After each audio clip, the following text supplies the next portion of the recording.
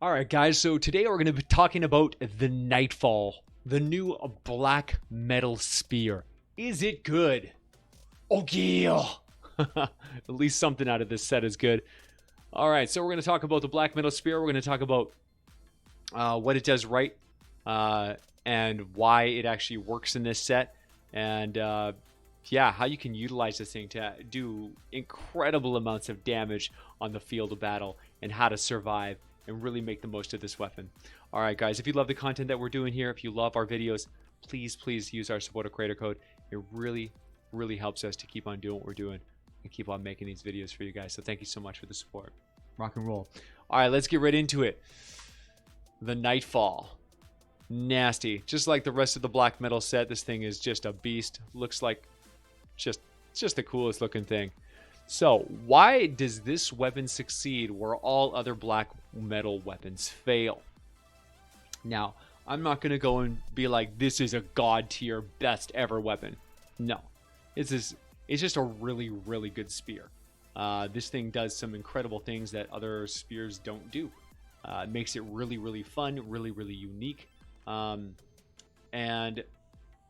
the end result on the battlefield is that you can do some pretty extreme things with some pretty extreme results, and ultimately it's fun and effective to play with. So a huge win, and quite frankly, what I wish the other metal weapons would have done, the feeling that I would have liked to have achieved while playing those other weapons, they have unfortunately failed while this weapon succeeded. So this weapon doesn't do insane amounts of single target damage. It's a cleaving weapon. It hits lots of enemies at the same time. It swings like a big cleaving strike and just hits tons and tons of stuff. Now the thing that this weapon does differently that the other weapons do not do is this one has a passive that triggers every time you eliminate an enemy. Now, this can be a good and a bad thing, depending on your weapon and depending on how you play. But the result of creating a weapon that triggers on elimination as opposed to every 3 eliminations or whenever you get a stun or whatever other BS they want to do. Oh, after you reload. Get out of my face. The thing that makes this one so cool is that this one triggers every single death. So every single death, basically everything you kill explodes and does damage to everything around that target. Now, that effect fails miserably on the other characters because it's such a trashy, inconsistent feature, because it's not on elimination. It's on every 3rd elimination or on every effect or this or that or whatever stupid garbage they want to do. This is every single kill. Everything you kill with this weapon is essentially a bomb. It doesn't matter that it's not a big bomb because they're 100% bombs across the board. You do a sweeping cleave, you kill one guy, that guy blows up and hits all the other ones. When you come back with the other hand with the cleave, you killed like 3 more and boom, boom, boom. It just like they explode. You're just like blowing enemies up left, right, and center. Every time you eliminate an enemy, you create an explosion. Boom, explosion. Boom, explosion. Boom, explosion. Not to mention, this one only takes away 8% of your current health as opposed to like 12.5 on the other items. So this one kills you less and does way more. Right? Kills you less, does way more. Winning. Straight up winning. This weapon is super cool, man. Super cool. This is the way they should have made the other ones. Those things need to be way more effective. Instead, they're awkward, unwieldy, and blah. This one is a slow swinging weapon. 0.9 is not great. I just couldn't get myself to give up on the crit damage. I had the option, right? They made it possible. I could have given up one of the crit damage and put some attack speed on there, and it would have completely changed. Offensively, this weapon would have been way more nasty. I could have been like swinging way faster, and it would have been amazing, fantastic. But I really like those heavy crits, especially because I like to focus heavily on my heavy attack, When you do a heavy attack, it doesn't matter what your attack speed does nothing for you. All that matters is how hard you hit. Boom, right? It's all about that crit damage. You want to get that crit damage. Just crit harder. Come on, hit harder. And that's why I kept the crit damage in place. If I wanted to focus more on the auto attack, more on the just swing, swing, swing, I would have taken off one of the crit damage and I would have put on that attack speed, and it would have been a much more effective weapon.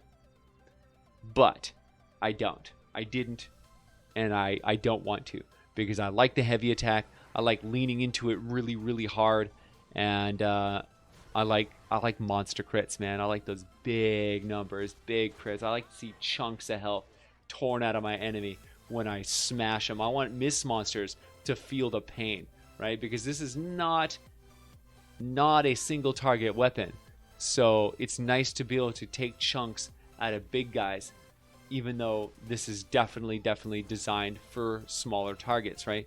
The whole eliminating an enemy thing is designed for smaller targets. You purposely want to target big groups of small enemies because you're going to start popping one. Once you start popping one, you just pop another and another and another. The whole thing's gone, just absolutely wrecked, right? That's the beauty of it, that explosion, just creating explosions over and over and over again. The tile radius is smaller than the other ones. They're 0.75, this one's 0.5, so it's only a half tile radius, but it's enough. It's enough. When you cleave, boom, you hit them, pop. You do, like, all the guys directly surrounding that enemy get smacked, and then you kill them on the next swing. It's like, boom, one's dead. Boom, they're all, like, you just, like, crushed a bunch more and injured anything around them and around them. And it's just, like, it's a chain reaction of making things, small things, die fast. And it doesn't do a soul-crippling amount of damage to you. 8% is not too shabby. And then you come down to your 80% bonus, right? This is a thing that I don't like to really rely on. I don't like to lean into, because your melee in a power level 174 mission, that is a bad day, man. If you get smacked around, if you run into any situations where stuff goes south at all, you're dead. If you're running around with low health on purpose, you're just going to get squashed into the ground.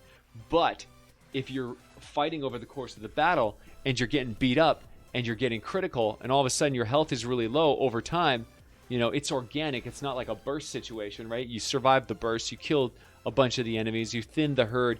Now you're only taking small amounts of damage, and you've got this massive 80% bonus, damage bonus, that you can lean into and just destroy enemy after enemy after enemy. Oh man, it feels so good when you're weak, when you're low, and you can just feel this damage bonus blazing. It feels good, man. It feels good. It's like, oh wow.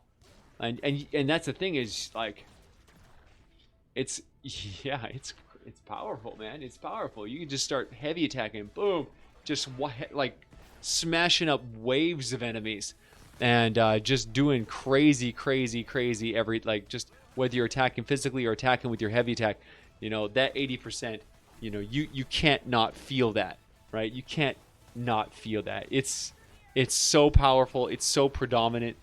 It's just a winner, man. It's just a game winner.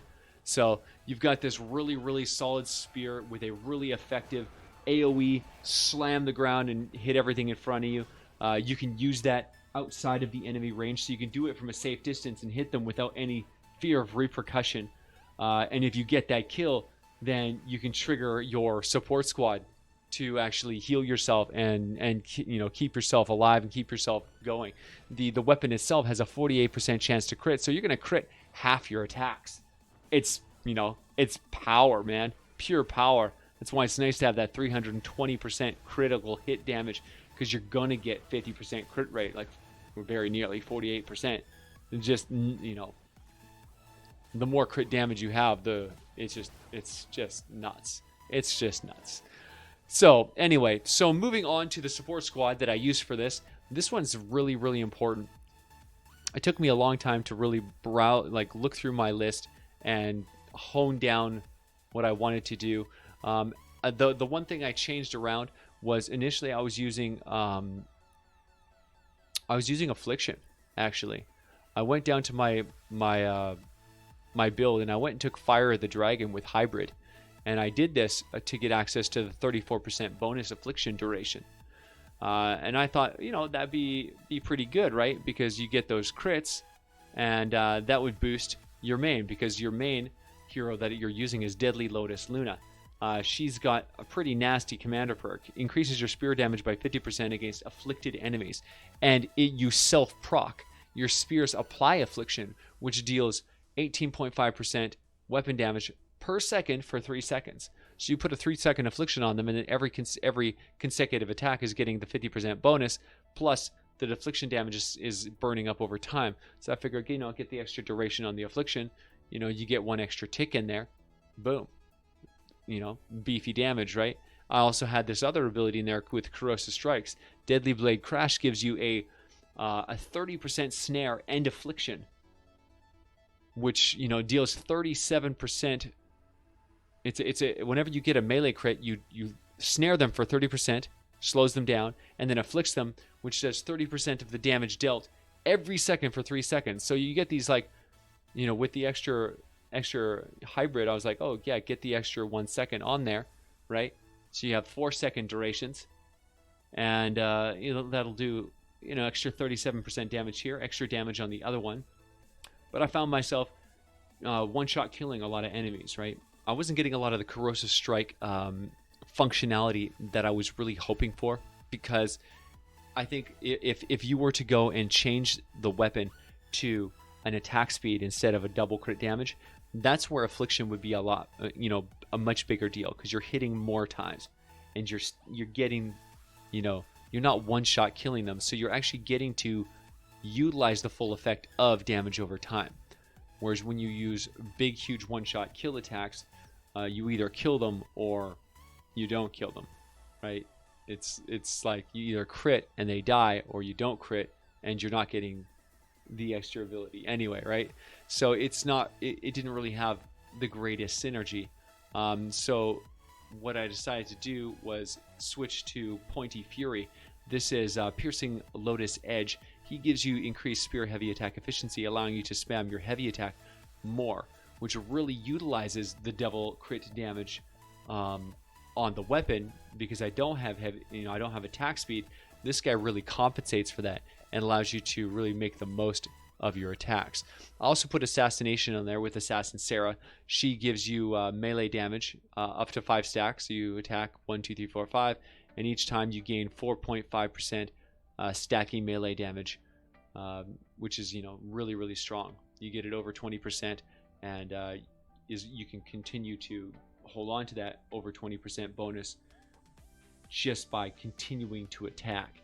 So as long as you're attacking, you know, over and over and over, you're going to maintain a higher damage bonus. Very, very effective. Would be even more effective if you decide to go with attack speed on your weapon. And then I went with 2 other abilities because there wasn't a lot of options in the damage department. So I decided to go with some utility. I went and took Dimmak Marie for smoke bomb cooldown reduction, so that I could use my smoke more often. And I decided to double down by going with Medicinal Fumes, which allows my smoke bomb to actually heal me and my friends. Anybody who's inside the smoke bomb will get healed. Now, this one you might think it's counterintuitive, because I want to get hurt in order to get more damage, but that's not really the way you want to play this. You want to, whenever you get really, really crippled and you're in the danger zone and you're on the edge of dying, you just box up and slam this down and heal yourself. Let your damage be lowered. It's no big deal. You'll go into combat, you're gonna get hit, your life's gonna start going down, and your damage will start going up. This just gives you a bigger barrier to make sure that you can keep on fighting and not be dead, because it doesn't matter if you have a damage bonus if you're dead. So I find this to be just outstanding, just so effective. You know, get your health back up, and, you know, give yourself a bigger barrier so that you can start getting chipped on. They can start killing you and giving you time to do your damage, and as they do damage to you, you're doing more and more and more damage to them. So super nasty loadout. I made sure it was all 5 ninjas, because we're rocking the Dim Mac team perk. For each ninja that you have in your loadout, you get a 2.7% shield per second bonus, and this is triggered every time Shadow Stance is active. So you get a melee kill you activate your shadow stance, and for the next 4 seconds, you are regenerating a ton of shields per second. So this gives you huge amounts of survivability. It allows you to do so crazy stuff like acid damage in super high level zones. As you can see, I survived some insane stuff, huge amounts of hits, because I just kept getting those melee kills and kept that dim mac flowing to keep me up, keep me healthy, threw down the medicinal fumes to get my health boosted, and then just kept on abusing my heavy attacks and abusing my massive crits. And all in all, Deadly Lotus Luna was just a perfect fit for this weapon. This weapon is a very fun, very effective weapon. I think you guys are really going to like it. And if you are considering any of the black metal weapons, this would be my pick. This is the best of the black metal. This gives you the best experience with utilizing this 80% bonus damage on low health gameplay. And it's just a lot of fun. The only downside to this weapon is the downside to all black metal weapons, and that is it's a physical fire weapon, which sucks, you know, because I wanted to make this into an element energy, or I wanted to make a full set, a full elemental set. I don't like being, you know, using a weapon that is only good for one thing. You know, this is only good for fighting either nature or the you know, non-elemental mist monsters, which, you know, really blows. So, you know, this would be a lot stronger if you could pick, you know, pick your element. But unfortunately, all the black metal weapons are trash. It can only go with fire. So anytime you are fighting against, you know, non-elemental mist monsters, your physical one will do just fine. Anytime you're fighting against nature enemies, the fire will just be absolutely god tier. And that's kind of where you're contained. That's where this weapon begins and ends. Anyway, guys, I really hope you enjoyed this review. If you did, like and subscribe, leave a thumbs up. Really helps the channel grow. Ring that little bell for notifications and comment down below. I can't wait to see what you guys have to say about this one. I'm so happy I actually have good news to bring you and some nice things to say about one of the black metal weapons. Now, hopefully you feel the same, and I will be looking forward to reading your comments down below. Rock and roll, guys. Thank you so much for being a part of the VASH Corps. Thank you for watching these videos. Thank you so much for making this even possible. I couldn't do this if you guys didn't watch, so thank you so much for the views. Thank you for the support. Thank you for the love. And I will see you guys in the next one. Oh, yeah! Oh, yeah.